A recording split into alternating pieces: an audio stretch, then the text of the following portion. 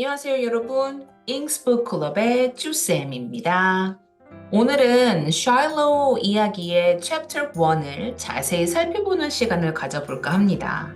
이 챕터에서는 11살 소년 마티와 강아지 Shiloh의 첫 만남과 그로 인한 다양한 감정들을 다루고 있어요. 과연 어떤 일들이 있었는지, 어떻게 이야기가 전개되는지 함께 알아보시죠. 그럼 지금부터 시작하겠습니다. 이 이야기는 서부 버지니아에 위치한 프렌들리라는 이름의 작은 마을에서 시작합니다. 시스터빌과 가까운 위치에 있고 평화롭고 시골스러운 분위기를 가지고 있는 곳이에요. 마틴은 부모님과 2명의 여동생과 함께 작은 4개의 방이 있는 집에 살고 있어요. 마틴은 11살 생일 선물로 받은 22구경 소총을 가지고 관역 연습을 하는 걸 좋아했고, 그리고 자연을 탐험하는 걸 즐기는 소년입니다. 마티가 처음 샤일로를 만나는데요. 흰색에 갈색과 검정색 반점이 있는 비글이에요. 옛날에 사용된 오래된 목걸이를 착용하고 있는 걸 보게 되죠. 여기서 오늘의 첫 살펴볼 부분이 나옵니다. 어둑해지기 전에 집으로 가야 해서 마티는 집을 향해 가게 됩니다. 그런데 샤일로가 계속 마티를 따라오고 있는 걸 보게 되죠. 그래서 마티가 이렇게 생각하는 부분이 오늘 첫 번째 살펴볼 부분이에요. 한번 읽어볼게요. Once he follows me across the bridge, though, and on past the gristmill, I start to worry. Looks like he's fixing to follow me all the way to our house. I'm in trouble enough coming home with my clothes wet. My mom's mama died of pneumonia, and we don't ever get the chance to forget it. And now I got a dog with me, and we were never allowed to have pets. 여기서 오늘 살펴볼 첫 번째 부분은 fixing to라는 표현이에요. fixing to라는 표현은요, 미국 남부 지역에서 자주 쓰이는 표현으로 무엇을 하려고 하다, 곧 뭔말 할 것이다 라는 의미로 사용되고 있어요. 즉 여기서는 He's fixing to follow me all the way to our house. 샤일로가 마티를 집에까지 따라오려 하고 있다라는 의미로 사용되는 부분이죠. 근데 왜 마티는 따라오고 있는 샤일로를 걱정하게 될까요? 이미 비가 와서 옷이 젖어 있는 상태에 집에 가버리면 엄마가 젖은 옷 때문에 뭐라고 할 상황인데다가 게다가 최근에 폐렴으로 돌아가신 외할머니가 계셔서 집에까지 따라오는 이 샤일로까지 감당하기에는 절대 있을 수 없는 일이라고 생각을 했기 때문에 멀티가 걱정을 하고 있었던 것 같아요.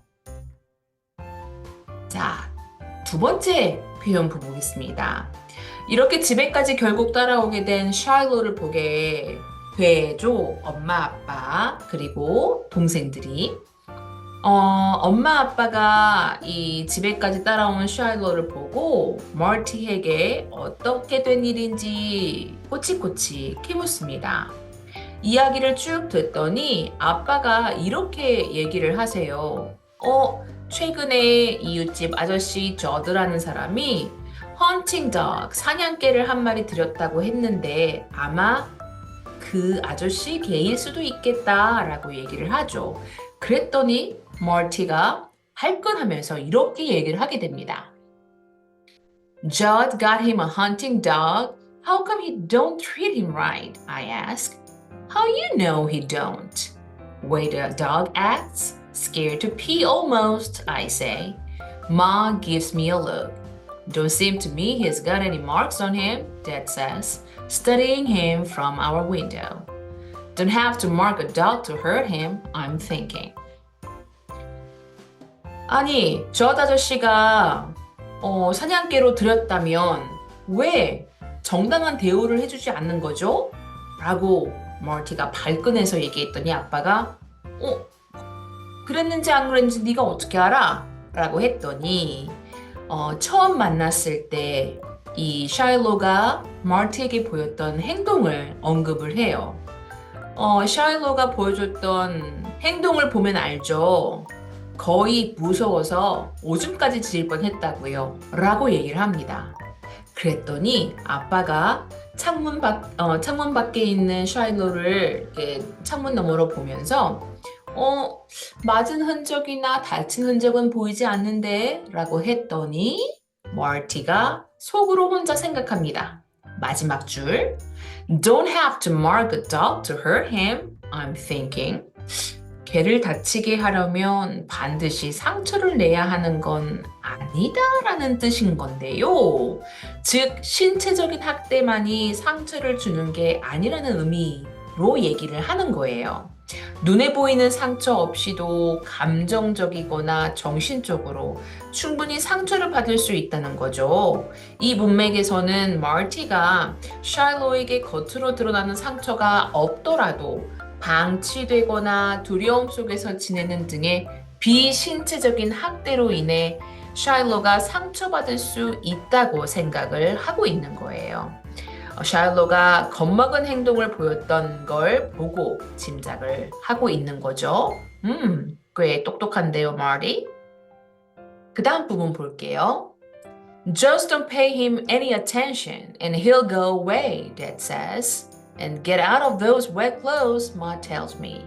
You want to follow your grandma's letter to the grave?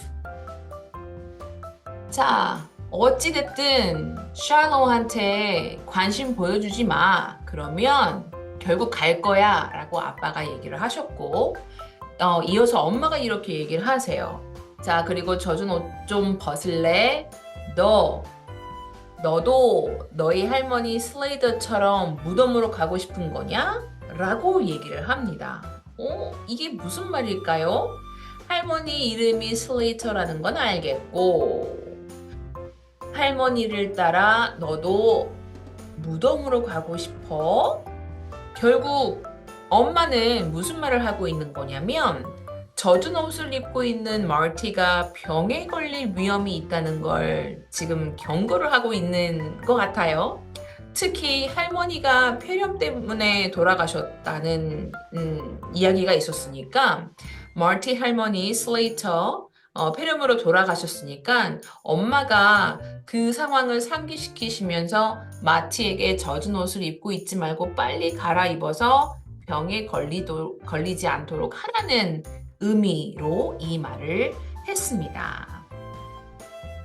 챕터 1에서는 마티와 샬로의 첫 만남을 통해 마티가 느꼈던 복잡한 감정들과 상황들을 함께 살펴봤는데요. 샬로와의 인연이 앞으로 어떻게 이어질지 궁금하시죠? 다음 영상에서는 챕터 2에서 마티와 샬로의 이야기가 어떻게 펼쳐지는지 함께 살펴보시도록 해요. 그럼 다음 영상에서 다시 만나요. See you guys next video. Bye bye.